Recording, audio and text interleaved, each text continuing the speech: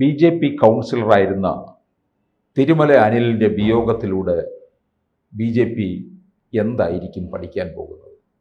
ആദ്യമായിട്ട് എനിക്ക് ഒരു മനസ്സ് നിറഞ്ഞ വിഷമത്തോടുകൂടി ആദരാഞ്ജലികൾ അനിലിന് അർപ്പിക്കാനാണ് തോന്നുന്നത്. കാരണം എൻ്റെ സഹപാഠിയായിരുന്നു, എൻ്റെ ബാല്യകാല സുഹൃത്തായിരുന്നു.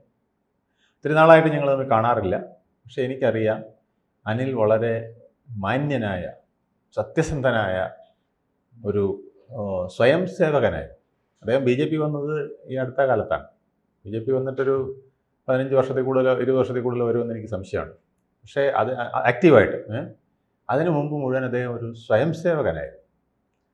കുട്ടിക്കാലം മുതലേ. ഇയാൾ മാത്രമല്ല, ഇയാളുടെ ചേട്ടനുണ്ട് ഒരു വേണു, അയാളും സ്വയം സേവകനായിരുന്നു. നല്ല മിടുക്കനായ സ്വയം സേവകനായിരുന്നു. ഇയാളൊക്കെ കുറച്ചുകൂടെ മനസ്സുറപ്പുള്ള ആളാണ്. ഇയാൾ വളരെ ലോല ഹൃദയനാണ്. അന്നു മുതലേ സ്നേഹം മാത്രമേ ഇയാൾക്ക് അറിയാവൂ, സ്നേഹിക്കാനേ അറിയാവൂ. അങ്ങനത്തെ ഒരു അനിലായിരുന്നു. എനിക്ക് എൻ്റെ കൂട്ടുകാരിൽ എനിക്ക് ഏറ്റവും ഇഷ്ടപ്പെട്ട വ്യക്തികളിൽ ഒരാളായിരുന്നു അനിൽ. കാരണം അന്നേ ദേശസ്നേഹം, അന്നേ സേവന മനസ്കത ഒക്കെ നിറഞ്ഞ ഒരു വ്യക്തിയായിരുന്നു അനിൽ. ആർക്കും എപ്പോഴും ഉപകാരം ചെയ്യുക എന്നുള്ളതായിരുന്നു അനിലിൻ്റെ ഒരു പ്രത്യേകത. അപ്പോൾ രാഷ്ട്രീയത്തിൽ വന്നപ്പോഴും ഞാൻ 2-3 പ്രാവശ്യം ഞാൻ ഈ റെസിഡൻസ് ഡിവിഷൻ്റെ പ്രവർത്തനവുമായി ബന്ധപ്പെട്ടൊക്കെ അവിടെ തിരുമല ജല അസോസിയേഷനിലൊക്കെ പോലും ഇയാളാണ് അവിടെ കൗൺസിലർ എന്നുള്ള നിലയ്ക്ക് ഉണ്ടാവുക. അപ്പോൾ അയാളുടെ പ്രസംഗം, അയാൾ എന്നോട് സംസാരിക്കുന്ന രീതി, അവിടുത്തെ വികസന പ്രവർത്തനങ്ങളിൽ അയാളുടെ താല്പര്യം ഒക്കെ കണ്ടിട്ട് എനിക്ക് തോന്നി അനിൽ മിടുക്കനായ ഒരു രാഷ്ട്രീയ നേതാവായിട്ട് BJPയിൽ തിളങ്ങുമല്ലോ എന്നുള്ളത്. പ്രത്യേകിച്ച് കുറഞ്ഞ പക്ഷം തിരുവനന്തപുരത്തെങ്കിലും ഒരു മികച്ച മേയർ ആയി നാളെ അനിൽ വരുമെന്നാണ് ഞാൻ വിചാരിച്ചത്. അത്രയ്ക്ക് കഴിവാണ്, അത്രയ്ക്ക് ആത്മാർത്ഥതയാണ്, അത്രയ്ക്ക് ഡെഡിക്കേഷനാണ്. അതാണ് അയാളുടെ ഒരു പ്രത്യേകത. അതിന് വേണ്ടിയിട്ടാണ് അയാൾ ഈ സൊസൈറ്റിയും രൂപം കൊടുത്തത്. അതായത് സാധാരണക്കാരന് സാമ്പത്തികമായ എന്തെങ്കിലും സഹായം ചെയ്യാൻ പലപ്പോഴും കഴിയാറില്ല പാർട്ടിക്ക്, അല്ലെങ്കിൽ പാർട്ടിയുടെ കൂടെ നിൽക്കുന്നവർക്ക്. അപ്പോൾ തൻ്റെ കൂടെ സ്നേഹത്തോടു കൂടി നിൽക്കുന്നവർക്ക് ഒരു സേവനം കൊടുക്കാൻ, സാമ്പത്തികമായി ചിലപ്പോൾ ബുദ്ധിമുട്ടുന്നവർക്ക് ഒരു കൈത്താങ് കൊടുക്കാൻ ഒരു സ്ഥാപനം വേണമെന്നുള്ളതാണ് അനിലിൻ്റെ ഒരു ആഗ്രഹമായിരുന്നു. അങ്ങനെയാണ് ഈ സൊസൈറ്റി രൂപം കൊണ്ടത്. അത് ഒരു ബാങ്ക് പോലെ പ്രവർത്തിക്കുന്ന രീതിയിലേക്ക് അതിനെ രൂപപ്പെടുത്തിയെടുത്തു. വളരെ പരിചയമുള്ള സുഹൃത്തുക്കളും വേണ്ടപ്പെട്ടവരുമായ പലരിൽ നിന്നാണ് ഡെപ്പോസിറ്റുകൾ സ്വീകരിച്ചിരുന്നത്. അതുപോലെ തന്നെ വേണ്ടപ്പെട്ടവർക്ക് മാത്രമാണ് ലോൺ കൊടുത്തിരുന്നത്. അതാണ് അതിൻ്റെ ഒരു പ്രത്യേകത. അവിടെ ഏതാണ്ട് ഞാൻ കേട്ടറിവാണ് 7 കോടി നിക്ഷേപമാണ് അവിടെ ഉണ്ടായിരുന്നത്. 12 കോടി അവർ കടം കൊടുത്തിരുന്നു. അപ്പോൾ ഇതിൽ നിക്ഷേപം വരുന്നു, അതിന് പലിശ, അങ്ങനെ ഇൻട്രസ്റ്റ് ഒക്കെ വരുമല്ലോ, അതിങ്ങനെ റോൾ ചെയ്ത് പിന്നെ ചിട്ടി അത് വ്യവസായങ്ങളൊക്കെ പലതും നടത്തിയിരുന്നു. അപ്പോൾ അതിൽ നിന്നൊക്കെ കിട്ടുന്ന പണം പുള്ളി എന്ത് ചെയ്യുന്നത് വെച്ചാൽ, ആരെങ്കിലും വന്ന് അല്ലേ അത്യാവശ്യം എനിക്ക് ഇച്ചിരി പണം വേണം, വീട് ഇടിഞ്ഞു വീഴാൻ പോകുന്നു, അല്ലെങ്കിൽ മഴ വരുന്നു, മേൽക്കൂര പുതുക്കി പണിയണം, അല്ലെങ്കിൽ കൃഷിക്ക് കുറച്ച് പണം വേണം, അല്ലെങ്കിൽ ഒരു പമ്പ് സെറ്റ് വെക്കണം, ഇങ്ങനെ എന്തെങ്കിലുമൊക്കെ പറഞ്ഞുകൊണ്ട് അനിലിനെ, അല്ലെങ്കിൽ ആശുപത്രിയിലാണ്, രോഗമാണ്, അച്ഛന് അസുഖമാണ്, അല്ലെങ്കിൽ ബന്ധുക്കൾക്ക് ആർക്കെങ്കിലും ക്യാൻസറാണ് എന്നൊക്കെ പറഞ്ഞ് അനിലിനെ സമീപിക്കുമ്പോൾ അനിൽ ഉടനെ അയ്യോ ഇങ്ങനെയാണോ, എങ്കിൽ പിന്നെ എത്രയും പെട്ടെന്ന് എന്തെങ്കിലും ഒരു രേഖ കൊണ്ടുവന്ന് വെച്ചിട്ട് നിങ്ങൾ ആ പണം പെട്ടെന്ന് എടുക്കുക, ഞാൻ അവിടെ വിളിച്ച് പറയാം, അല്ലെങ്കിൽ ഞാൻ അവരോട് ഏർപ്പാട് ചെയ്യാമെന്നൊക്കെ പറഞ്ഞ് അനിൽ തന്നെ അവിടെ സ്റ്റാഫിനുമായിട്ടും ഒക്കെ ബന്ധപ്പെട്ട് ഇത് ചെയ്തുകൊണ്ടിരുന്നതാണ്. ഇത് അവസാനമായപ്പം ഇത് കയ്യിൽ നിൽക്കാതെ വന്നു. പ്രത്യേകിച്ച് എനിക്ക് തോന്നുന്നു ഈ കരുവന്നൂർ സംഭവമൊക്കെ ഉണ്ടായി കഴിഞ്ഞപ്പോഴേ ആൾക്കാർക്ക് കോപ്പറേറ്റീവ് സൊസൈറ്റിയിലുള്ള വിശ്വാസം നഷ്ടപ്പെട്ടു. അപ്പോൾ അവർ കുറേശ്ശെ വിഡ്രോ ചെയ്യാൻ തുടങ്ങി. ആ വിഡ്രോവൽ വന്നു തുടങ്ങിയപ്പം അതിനനുസരിച്ച് ഈ വായ്പ തിരിച്ചടവ് ഇല്ലാതായി. നമ്മൾ വിഡ്രോ ചെയ്യുമ്പം വായ്പയും കൂടെ തിരിച്ച് കിട്ടിയാലേ ഇത് റോൾ ചെയ്ത് പോകാൻ പറ്റുള്ളൂ. അപ്പോൾ അത് പറ്റാതെ വന്നതാണ് ബാലൻസ് തെറ്റിപ്പോയത്. ബാലൻസ് തെറ്റിയാലും കുഴപ്പമില്ലായിരുന്നു, കള്ളനാണെങ്കിൽ പിടിച്ചു തന്നെ. പക്ഷേ അനിലിന് അങ്ങനെ ഒരു മനസ്സില്ല. കാരണം അനിൽ പറഞ്ഞിട്ടാണ് അവിടുത്തെ ആളുകൾ ഡെപ്പോസിറ്റ് ചെയ്തിരിക്കുന്നത്. ഇപ്പോൾ എൻ്റെ ഡെപ്പോസിറ്റ് അതിനകത്ത് ഞാൻ കൊടുത്തില്ല, എന്നെ അനിൽ സമീപിച്ചില്ല. പക്ഷേ ഞാൻ ചോദിച്ചിരുന്നെങ്കിൽ, അനിൽ ചോദിച്ചിരുന്നെങ്കിൽ ഞാൻ ഒരു 1 ലക്ഷം രൂപയെങ്കിലും വരുമ്പോൾ അതിനകത്ത് ഇടാൻ നോക്കിയത്. എൻ്റെ പെൻഷൻ കാശിൽ നിന്ന് അങ്ങനെ ഒരു കുറച്ച് പൈസ ഞാൻ ഇട്ടേനെ തീർച്ചയായിട്ടും. അനിൽ എന്നോട് ചോദിച്ചിരുന്നെങ്കിൽ അങ്ങനെയുള്ള ആൾക്കാരിൽ നിന്നാണ് ഞാൻ അറിഞ്ഞിടത്തോളം അനിലിന് ഹൃദയബന്ധമുള്ള ആൾക്കാരിൽ നിന്നാണ് എല്ലാം ഡെപ്പോസിറ്റുകൾ സ്വീകരിച്ചത്. അപ്പോൾ അനിൽ ഭയങ്കര ടെൻഷനിലായിപ്പോയി. ഇപ്പം ഞാൻ വിജയാനന്ദൻ്റെ നിന്ന് ഒരു 2 ലക്ഷം രൂപ വാങ്ങിക്കുന്നു. നിർണായക നിമിഷത്തിൽ വിജയാനന്ദ് തിരിച്ചു ചോദിക്കുകയാണ്, എനിക്ക് ഇന്നൊരു ആവശ്യമുണ്ട്, വേണം, ആ പൈസ പെട്ടെന്ന് തരണം എന്ന് പറഞ്ഞാൽ എനിക്ക് തരാൻ പറ്റാതെ വന്നാലുണ്ടാകുന്ന വൈതരണി ഉണ്ടല്ലോ, ആ വൈതരണിയാണ് ഇയാളെ കുടിക്കുന്നത്. അപ്പോൾ ഇയാൾ ഓടി നടന്നത് ആരുടെ അടുത്താണ്? അതുപോലെ തന്നെ വിശ്വാസമുള്ളവർക്ക് ലോൺ കൊടുത്തിട്ടുണ്ട്. ആ ലോൺ കൊടുത്തവരിൽ നിന്ന് ഇത് തിരിച്ചു പിടിക്കാനാണ് നടന്നത്. അവരെല്ലാം ഒഴിവൊഴിവുകൾ പറഞ്ഞ് മാറുകയും പിന്നെ ഈ പോലീസിൻ്റെ പ്രഷർ തീർച്ചയായിട്ടും ഉണ്ടാവുമല്ലോ. കാരണം ഈ ഡെപ്പോസിറ്റേഴ്സ് ചിലർ ഇത് മുങ്ങാൻ പോകുന്ന ഒരു കപ്പലാണോ എന്ന് സംശയം തോന്നി കുറേ പേര് പെറ്റീഷൻ കൊടുത്തിട്ടുണ്ടാവും. അപ്പോൾ പോലീസും ഇത് കരുവന്നൂർ പോലെ മറ്റൊരു തകർച്ചയിലേക്കാണോ പോകുന്നതെന്ന് സംശയിച്ച് ചിലപ്പം അതെനിക്കറിയില്ല, അനിലിനെ ഭീഷണിപ്പെടുത്തുക വല്ലതും ചെയ്തിട്ടുണ്ടോ എന്ന് എനിക്കറിയില്ല. അങ്ങനെ ഇപ്പോൾ BJP-ക്കാർ പറയുന്നുണ്ട്. എന്തായാലും ഇതിൻ്റെ ഒരു പാഠം എന്ന് പറയുന്നത് നല്ല പ്രവർത്തകരെ സംരക്ഷിക്കാൻ BJP-ക്ക് കഴിഞ്ഞില്ലെങ്കിൽ BJP-യിൽ വലിയ പ്രശ്നങ്ങൾ ഉണ്ടാകും. അവരുടെ വിശ്വാസ്യത നഷ്ടപ്പെടുന്ന വിധത്തിലേക്ക് കൂടെ പോകും എന്നുള്ളതാണ് എനിക്ക് ഇതിൽ നിന്നും പഠിച്ച ഒരു പാഠം. എനിക്ക് അനിലിനെ നല്ലപോലെ അറിയാവുന്നതുകൊണ്ട്, കുട്ടിക്കാലം മുതൽ നല്ലപോലെ അറിയാവുന്നതുകൊണ്ട് ഈ അടുത്ത കാലങ്ങളിൽ ഞാൻ അനിലിനെ പലപ്പോഴും കണ്ട് സംസാരിക്കുകയും ചെയ്തെന്ന് അനിലിന് ഒരു മാറ്റവും വന്നിട്ടില്ല. അയാൾ രാഷ്ട്രീയം കൊണ്ട് അല്ലെങ്കിൽ 2 വർഷത്തെ കൗൺസിലർ 2 ടേമിലെ കൗൺസിലർ സ്ഥാനം കൊണ്ട് അയാൾ അല്പം പോലും മലീമസമായിട്ടില്ല. അങ്ങനത്തെ ഒരു വ്യക്തിത്വമാണെന്ന്, തികഞ്ഞ ശുദ്ധരത്മാവായ വ്യക്തിത്വമാണെന്ന് എനിക്ക് മനസ്സിലായിട്ടുണ്ട്.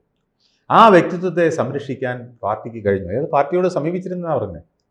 പാർട്ടിയുടെ സംസ്ഥാന ജില്ലാ ഭാരവാഹികളെയൊക്കെ സമീപിച്ച് നമ്മുടെ ആൾക്കാർക്കാണ് ലോൺ കൊടുത്തിരിക്കുന്നത്, നമ്മുടെ ആൾക്കാരാണ് എന്നെ ചതിക്കുന്നത്, നമ്മുടെ ആൾക്കാർ അങ്ങനെ ചെയ്യാതിരിക്കാൻ ജില്ലാ നേതൃത്വവും സംസ്ഥാന നേതൃത്വവും ഒക്കെ ഇടപെടണം എന്ന് പറഞ്ഞിട്ടും വേണ്ട ഇടപെടലുകൾ ഉണ്ടായില്ല എന്നാണ് പറയുന്നത്.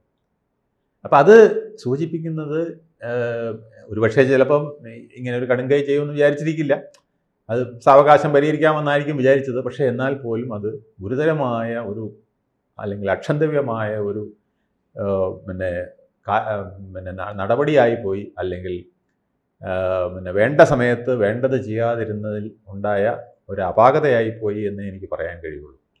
അത് പാർട്ടിയുടെ ഭാഗത്ത് നല്ല വീഴ്ച ഉണ്ടായി എന്നുള്ളതാണ് അല്ലേ? പാർട്ടിയുടെ ഭാരവാഹികൾ മനസ്സിലായില്ലേ, ചിലപ്പോൾ ജില്ലാ കമ്മിറ്റിയിലോ സംസ്ഥാന കമ്മിറ്റിയിലോ ഒന്നും സംസാരിച്ച് കാണില്ല. ഇത് ചിലപ്പം ചില നേതാക്കളുടെ അടുത്തായിരിക്കും ഇദ്ദേഹം സംസാരിച്ചിരിക്കുക. പക്ഷെ ആ നേതാക്കൾ ഇതിനെ വേണ്ട രീതിയിൽ എടുത്തില്ല എന്നുള്ളതാണ് സത്യം. അത് BJP-യുടെ ലോക്കൽ നേതാക്കളിൽ പലരും എന്നോട് പറയുകയും ചെയ്തു.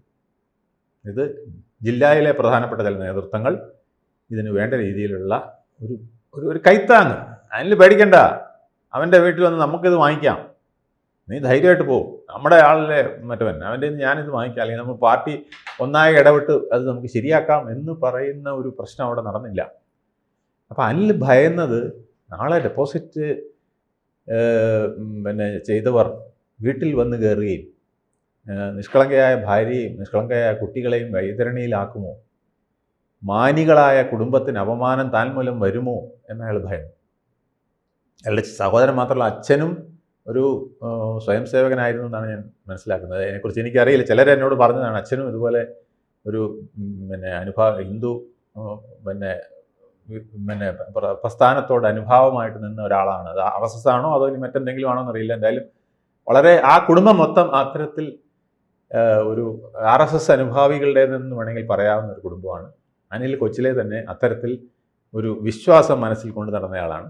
ഈ പ്രസ്ഥാനമാണ് ഇന്ത്യയെ രക്ഷിക്കാനുള്ളതെന്ന് വിശ്വസിച്ചിരുന്ന ആളാണ് അനിൽ എന്നുള്ളത് എനിക്ക് പണ്ടേ മനസ്സിലായിട്ടുണ്ട്. ഞാനെന്തിനും അറിയാമല്ലോ, ഞാൻ അന്നൊരു ഇടത് ചായവിൽ അങ്ങനെ നല്ല രീതിയിൽ നിൽക്കുന്ന ഒരു സമയമായിരുന്നല്ലോ.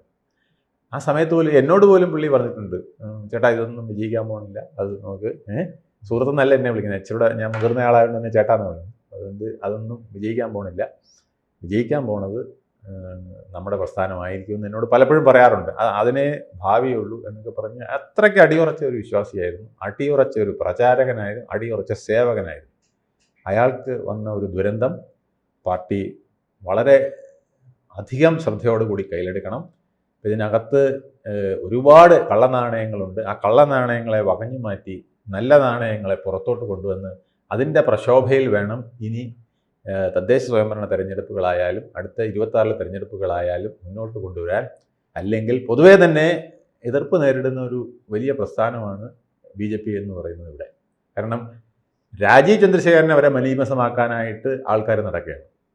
ഇതിനു മുമ്പേ സുരേഷ് ഗോപിയെ നല്ല രീതിയിൽ മലീമസമാക്കി. അതെ, സുരേഷ് ഗോപി പറയുകയും ചെയ്തു, എവിടെയെങ്കിലും ഞാൻ സംസാരിക്കാൻ പോയാൽ അവിടെ 2 എണ്ണത്തിനെ കൊണ്ടിടും. അപ്പം ഞാൻ കാര്യം പറയാൻ വരുമ്പോഴേ അവർ ഒന്നുകിൽ ഒരു ചേച്ചി അല്ലെങ്കിൽ ഒരു അപ്പൂപ്പ ചാടി എണീക്കും, സാറേ എനിക്ക് മറ്റേത് താ. അപ്പം ഈ പറയാനുള്ള വ്യഗ്രതയിൽ പുള്ളി ചിലപ്പോൾ അവരോട് മിണ്ടാതിരി അവിടെ പോയി ചോദിക്കുന്നൊക്കെ പറയും, ഉടനെ തന്നെ അത് വിഷയമാക്കും, ക്യാമറ എല്ലാം അങ്ങോട്ട് ഫോക്കസ് ചെയ്യും. ഇതൊരു തന്ത്രത്തിൻ്റെ ഭാഗമാണെന്നാണ് സുരേഷ് ഗോപി പറയുന്നത്. ഇത് തന്നെയാണ്, ഈ തന്ത്രം തന്നെയാണ് ഇപ്പോൾ BJP നേതാവ് രാജീവ് ചന്ദ്രശേഖർക്കെതിരെയും പ്രയോഗിക്കുന്നത്. അദ്ദേഹം ഈ യു എന്നുള്ള സെൻസിലായിരിക്കും പലപ്പോഴും നീ, അദ്ദേഹത്തിന് ഭാഷ അത്ര പോരല്ലോ. നീ അതിൽ ഇടപെടണ്ട, നീ പറയണ്ട എന്നിട്ട് ഒരു പിന്നെ പ്രവർത്തകയോട് അല്ല ഒരു പത്രപ്രവർത്തകയോട് പറഞ്ഞു എന്നുള്ളതാണ്. അത് അദ്ദേഹം ഈ യുവിൻ്റെ ട്രാൻസ്ലേഷൻ കറക്റ്റായിട്ട് അടിച്ചതാണെന്ന് എനിക്ക് വിശ്വസിക്കുന്നത്. അതായത് പല കാര്യങ്ങളും അദ്ദേഹം പറയുന്നത് അങ്ങനെയാണ്. നിങ്ങൾ ചിന്തിക്കൂ എന്ന് പറയും, നിങ്ങൾ വിചാരിക്കുന്നത് എന്ന് ആണ് പലപ്പോഴും അദ്ദേഹം പറയാറ്. ഞാൻ ശ്രദ്ധിച്ചിട്ടുണ്ട്. നിങ്ങൾ ചിന്തിക്കുന്നത് പോലെ എന്നുള്ളതിന് പറയാം അദ്ദേഹം പലപ്പോഴും. അത് ഈ ശശി തരൂരിനും ഇതേ പ്രശ്നമുണ്ട്. ഈ കറക്റ്റുള്ള മലയാളമല്ല അവർ പറയുക. അവർക്കൊരു ചെറിയ, കാരണം ഇവർ കേരളം വിട്ടിട്ട് ഒത്തിരി നാളായല്ലോ. ഇവർ മറ്റ് സംസ്ഥാനങ്ങൾ ഇംഗ്ലീഷും ഹിന്ദിയും ഒക്കെ സംസാരിച്ച് നടന്ന് അത് കഴിഞ്ഞിട്ട് പെട്ടെന്ന് കേരളത്തിൽ വന്നപ്പോൾ ആ ഭാഷയുടെ ചില പ്രശ്നങ്ങളുണ്ട്. അതിനെ മിസ്യൂസ് ചെയ്തുകൊണ്ടാണ് അദ്ദേഹത്തിന് ഇപ്പം ഒരടി കൊടുത്തിരിക്കുന്നത്. അദ്ദേഹം നീ എന്നൊരു പത്രപ്രവർത്തകയെ വിളിച്ചു എന്ന് പറഞ്ഞുകൊണ്ട് ഈ വിധത്തിൽ പാർട്ടിയിൽ നല്ലവരെ പോലും ചീത്തയാക്കാൻ ശ്രമം നടക്കുന്നുണ്ട് പുറത്തുനിന്ന്. അപ്പോൾ അകത്തുനിന്നുള്ളവർ, അകത്തെ ചില ക്ഷുദ്രജന്തുക്കളുണ്ടെങ്കിൽ അതിനെ സൂക്ഷിച്ചില്ലെങ്കിൽ വലിയ അപകടം BJPക്ക് ഭാവിയിൽ വരും. ആ ക്ഷുദ്രജന്തുക്കളെ എടുത്തു കാണിച്ചുകൊണ്ട് മറ്റേ നല്ലതായി പ്രവർത്തിക്കുന്ന 10,000-കണക്കിന് പ്രവർത്തകരെയും നേതാക്കളെയും മലീമസമാക്കാനും ഇത് ഉപകരിക്കുമെന്നുള്ളത് ജില്ലാ നേതൃത്വവും സംസ്ഥാന നേതൃത്വവും മനസ്സിലാക്കിയാൽ കൊള്ളാം. ഇത് ഞാൻ പലപ്പോഴും ഇതിനു മുമ്പും പറഞ്ഞിട്ടുണ്ട്. ഇപ്പം ഞാൻ അനിലിൻ്റെ മരണത്തിൽ അത് ഒന്നുകൂടെ ഹൈലൈറ്റ് ചെയ്ത് പറയാൻ ആഗ്രഹിക്കുന്നു. കൂടുതൽ വാർത്തകളും വിശേഷങ്ങളും നിങ്ങളിലേക്ക് എത്താൻ ABC മലയാളം സബ്സ്ക്രൈബ് ചെയ്യുക, ബെൽ ബട്ടണും അമർത്തുക.